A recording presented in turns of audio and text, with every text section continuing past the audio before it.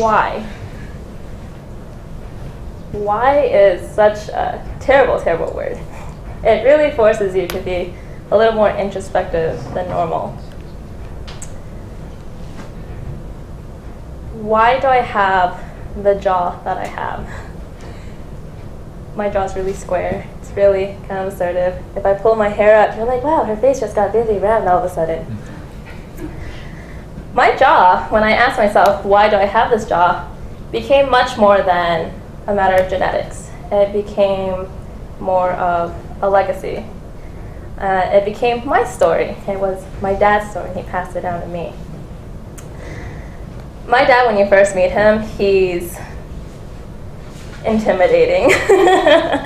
He's not the tallest man, but for some reason, he always looks angry. And a huge part of it is his jaw. It's just strong and it's bold. But as soon as you talk to him, he's the most gentle, loving guy. But he's also mischievous. And he's been like that since he was little. He grew up in Vietnam, and as a kid, he would steal fruit from his neighbors. But he wouldn't steal them normally. No, he had to do it sneakily. And at night in Vietnam, in the summer, it's like warm and it's quiet, you really just hear insects. He would climb up his own tree, run across his rooftop, and sort of pull like an Assassin's Creed and just jump across rooftops to his neighbors. And they had these huge fruit trees. And he would just take his shirt and just gather them. And he did this for years. He still steals fruit from neighbors. My dad's also very stubborn, very tenacious guy. When he was a teenager, he had to leave Vietnam because of the government. And it was after the war had ended and they were coming around and enforcing their education on everyone. He knew, even at like the age of 16, that he had to get out of there. And so all his fruit stealing nights came in handy, because suddenly he was running from the government in the middle of the night and hiding in rice paddies and neighbors' houses so that the government wouldn't find him. And after several weeks of this, he finally ends up on a beach with his brother. He doesn't know where the rest of his family is because they had to split up. And they had to get on a boat. This isn't like a big cruise boat or cruise ship. Those aren't boats, they're ships. No, this is like a 6-person boat. But because they're in Vietnam and they need to get as many people out of there as possible, it suddenly becomes like 20 people in this boat. And so they get in it, and he has to go to the Philippines because that's where they have the camps for the refugees. He gets in, and they go out to sea, and that's the first leg of the journey. They get stuck at sea. It's the still waters. It's almost like all those movies where people are lost at sea, except there's no montage to get you through. There's just this stillness, this emptiness, and there's no food, there's no water for 2 weeks, and everyone's in this boat just dying. But not my dad. Well, he kind of is. But mentally, he's like, I can't just sit here. And he does what I suppose no sane man would do, and he starts swimming. There's no water, there's no food, and he decides, oh, it's hot today, I'm gonna go swim. And he swims until he's tired, and then he jumps back in the ship and takes a nap, because, it's almost like a cruise ship. You're like just laying there. So, and when he gets up and he's bored, he jumps back in the water and goes swimming again. There's that real stubbornness that my dad has.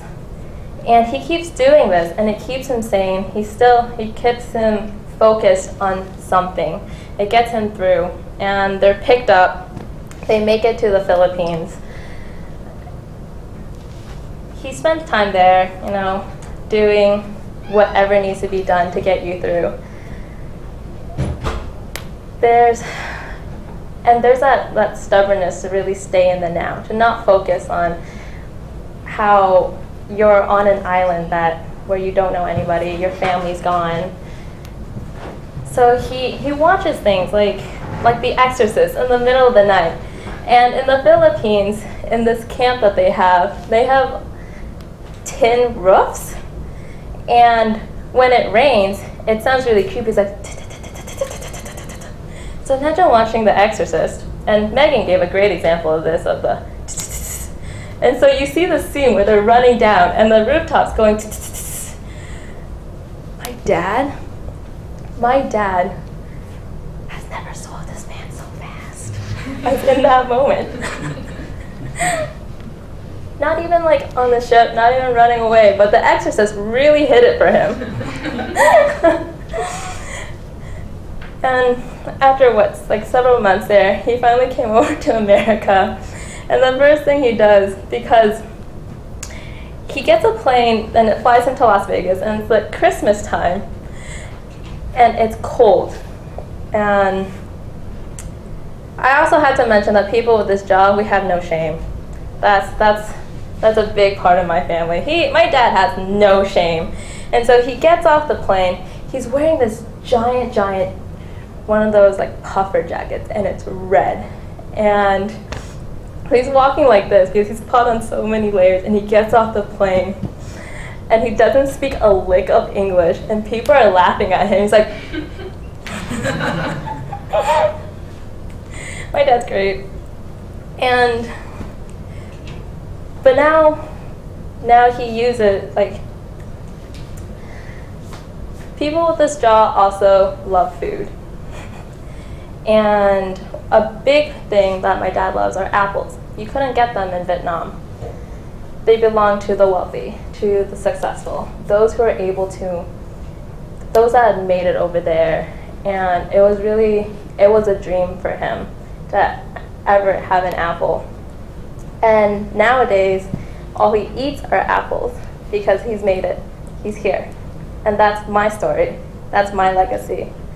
And I hope you all share yours with me.